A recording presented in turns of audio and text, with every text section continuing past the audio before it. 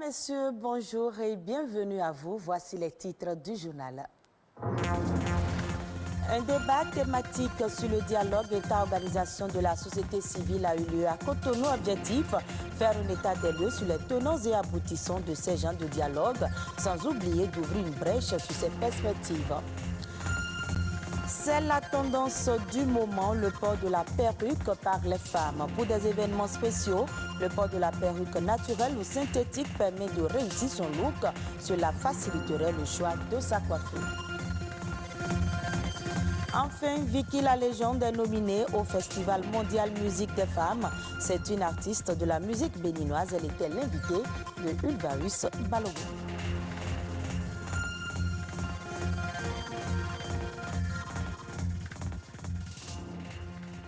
Merci de votre fidélité. Le dialogue entre l'État et la société civile est aujourd'hui primordial pour le développement de tout pays au Bénin. Le gouvernement en fait une priorité à travers son programme d'action pour une amélioration de la gouvernance. Dans ce cadre, une conférence débat a été organisée sur le dialogue État-OSC au Bénin. Daniel Sosa pour le point.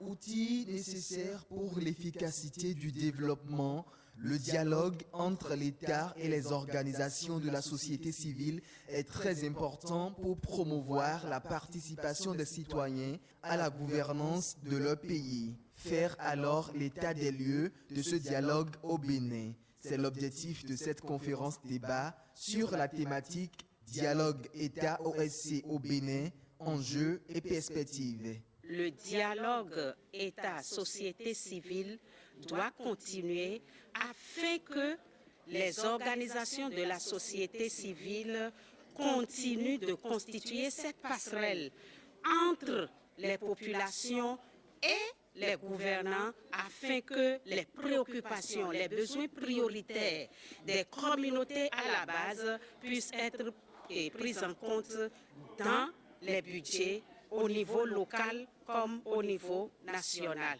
Assurer alors la pertinence, la transparence et la redevabilité pour l'amélioration du développement inclusif et de la gouvernance sous toutes ses formes au niveau national et local.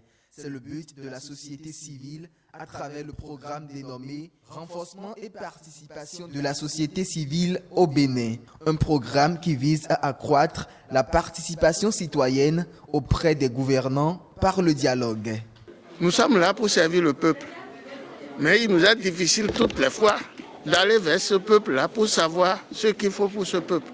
C'est en ça qu'il est normal que ce dialogue-là existe entre nous, pour qu'on puisse savoir est-ce que ce que nous faisons, nous le faisons bien, et si même nous le faisons bien, est-ce qu'il n'y a pas lieu de l'améliorer?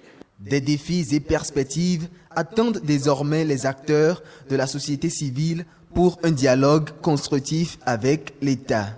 Désormais, la société civile va se professionnaliser davantage afin d'être un véritable partenaire capable d'apporter de plus-value au débat entre État au niveau sectoriel comme local et société civile.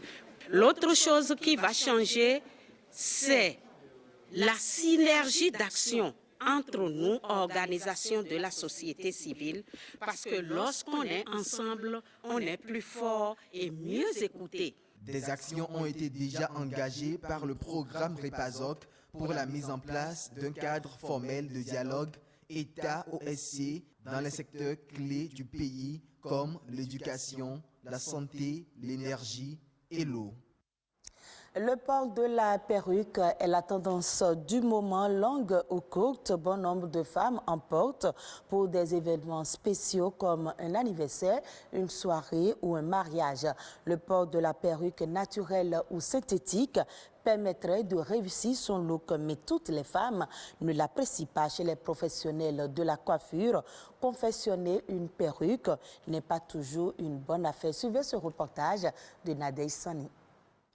Confectionnées avec des mèches naturelles ou synthétiques, les perruques passent pour être la tendance actuelle chez les dames. Pas évident aujourd'hui de distinguer sur une tête bien coiffée une perruque d'une mèche tissée chez les dames. Dans les salons de coiffure, plus besoin de perdre des heures pour se faire belle. Seule la mèche est indispensable et le professionnel coiffe sur un mannequin le modèle voulu par la cliente. C'est un style qui semble être apprécié par bon nombre de femmes, mais qui n'est pas du goût de certaines d'entre elles. Moi, je préfère les perruques parce que quand je finis mes courses en ville, je rentre à la maison, je peux l'enlever et respirer tranquillement. Je n'aime pas les perruques parce que ça me donne la chaleur sur la tête. Et surtout, j'ai un petit enfant. Quand nous sommes en route ou sur la voie, elle peut toutefois tirer ça sur ma tête et ça va s'enlever. Ou si tu es sur si tu n'arrives pas à bien placer ça, ça tombe. De l'avis de ce patron d'un salon de coiffure de la place, la confection des perruques aurait un autre avantage qui pousse de nombreuses femmes à l'adopter. Le fait de tisser chaque fois les tissages sur la tête agit sur les crânes. Et non seulement ça, si tu ne sais pas faire les nattes des tissages, ça peut aussi casser tes cheveux. Avec la perruque, les femmes changent de tête autant qu'elles le désirent. Un style le matin et un autre le soir devient un jeu. Un changement qui n'est pas toujours bien vu par les hommes. Sans hésiter, je vous dis que j'aime la femme quand elle est naturelle. Moi, je n'aime pas du tout les perruques et autres artifices qu'on ajoute à la beauté féminine. Ça dérange certains hommes, mais moi particulièrement, moi, ça ne me dérange pas. Parce que si c'est la méthode pour la femme de se sentir à l'aise, moi, ça ne me dérange pas. Si la perruque permet à celle qui l'adopte et aux professionnels de la coiffure de gagner en temps, le point de vue diverge quant à ce qui concerne leurs intérêts. Parfois, nous sommes au salon, il n'y a pas de clientes, mais c'est les têtes, nous sommes entourés des têtes et nous sommes en train de coudre seulement que des perruques. Ça ne nous arrange pas. On préfère que les clientes, les dames viennent se coiffer directement. Ça paye bien. Quand c'est confectionné en perruque, ça nous avantage. Pourquoi? Parce que le prix est élevé. D'accord. Là où ça ne nous avantage pas, une fois que la perruque est déjà confectionnée, pour le revoir, ça fait au moins 3, 4, même 5 mois. En effet, l'origine des perruques remonte à des milliers d'années. Encore appelées postiches ou faux toupets, les perruques sont aussi appréciées par certaines personnes pour cacher le calvitie. Elle est aussi fréquemment utilisée par certains hommes pour se faire passer pour des femmes. On l'appelle Vicky la légende, une voix qui s'impose dans l'arène musicale béninoise depuis quelques années. Elle est retenue pour porter les couleurs du Bénin à l'édition 2021 du Festival mondial de musique des femmes. Elle a été reçue dans le 19h45 de ce dimanche par Ulvaeus Balogun. Suivez plutôt. Qui est Vicky la légende? Vicky la légende, à l'état civil, c'est Avagbo Melemon Victoire. Alias Vicky la légende. Et pourquoi la légende? La légende, c'est mes fans qui m'ont donné ça, donc j'ai pas le choix de garder. C'est pour leur faire plaisir. Ouais. Alors, vous êtes retenu pour porter les couleurs du Bénin à l'édition 2021 du Festival mondial de musique des femmes. Dites-moi un peu, comment est-ce qu'on se sent après cette sélection-là? D'abord, j'ai été émue. Oui. Qu'on m'a sélectionnée. Oui. Et je suis très contente de rencontrer des personnes que je n'ai jamais vues d'ailleurs. D'autres personnes, d'autres nations. De me faire des connaissances aussi. Tout à fait. Vous êtes dans la musique, ça fait combien d'années déjà? 8 ans déjà. 8 ans déjà. Oui. Alors une sélection de ce genre-là, j'imagine que ce n'est pas fait du jour au lendemain. On a dû suivre vos chansons, oui. On a dû voir un peu la qualité. Ça va se passer en live. Ok, vous allez jouer en live. Oui. D'accord, ok. Vous vous préparez comment déjà? Je fais des répétitions. Parlez-moi un peu de votre parcours en tant qu'artiste. Vous dites que ça fait déjà quand même un bout de chemin que vous avez fait dans... Comment est-ce que ça se passe? Ça se passe mieux. Parce que je ne vais pas dire ça se passe très bien. Bon, pour le moment, je travaille pour faire sortir un album au moins. Ok, donc là pour le moment, ce sont des singles que vous sortez. Oui. Ok, vous êtes à combien de singles déjà? 3, 4? Non, une dizaine. Une dizaine de singles. Donc c'est un album qui est déjà prêt carrément. Si vous mettez tout ça sur un album.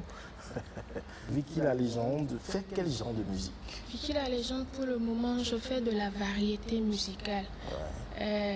J'essaie de créer, moi, ma musique avec les instruments de chez nous, bien sûr. Ça vous dirait de fredonner quelque chose pour nous, là, pour nos Avec plaisir. J'ai été humiliée, toutes les portes étaient fermées. Tu m'as relevé et j'aimerais te louer. Prends le contrôle de ma vie car c'est toi qui as solution à tous mes maux. Yeah, parti de zéro, tu m'as élevé et aujourd'hui je suis héros. Yeah, akpena baba, akpena oh.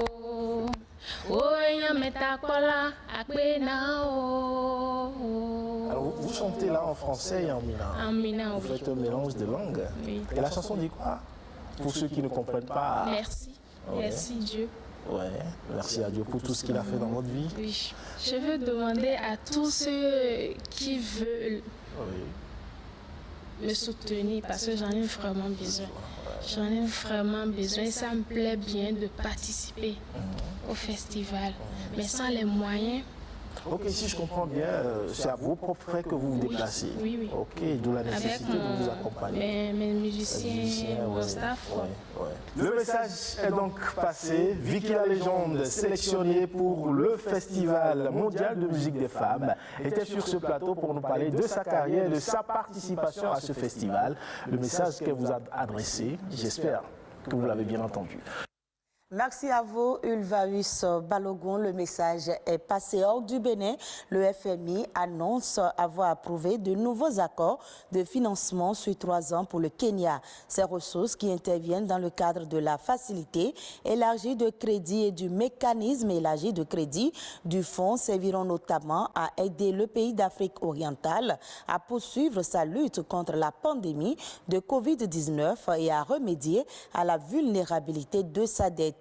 Il s'agit également d'appuyer Nairobi dans la soutenabilité de sa dette extérieure, une dette jugée viable par le fonds malgré un haut risque de surendettement, surtout dans un contexte marqué par la pandémie.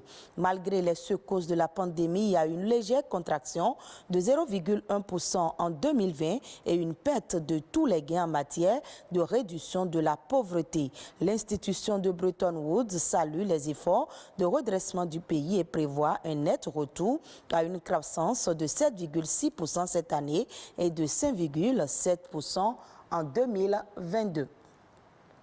Et ce sera tout pour ce journal. Merci de nous avoir suivis. Retrouvez cette édition sur le www.ortb.bj.